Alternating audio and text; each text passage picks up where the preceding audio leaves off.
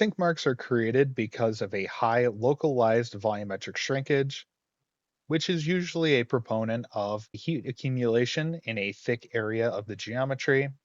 Most of the time, this happens in rib areas, where the junction, where the rib meets the main surface of the part, creates a locally thick area that is difficult to remove heat from. That area shrinks at a higher rate than the rest of the surface, causing this sink mark to present itself. The first study comes to us from JMS, which is on a simple geometry. This is a pencil tray, but it has three different rib thicknesses in the middle of the geometry, and it's used to validate the accuracy of the simulation versus a real molding trial and see how much improvement the MuCell process can provide for removing these sorts of sinks.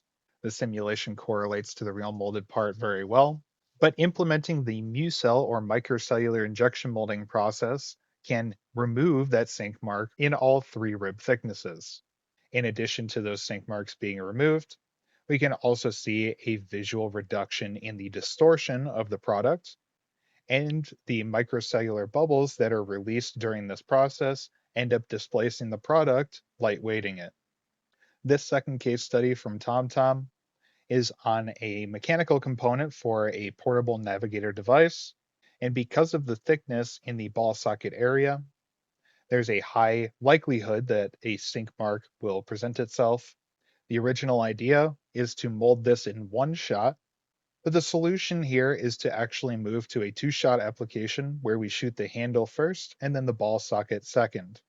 Comparatively, we can see a significant reduction in the amount of sink that presents itself.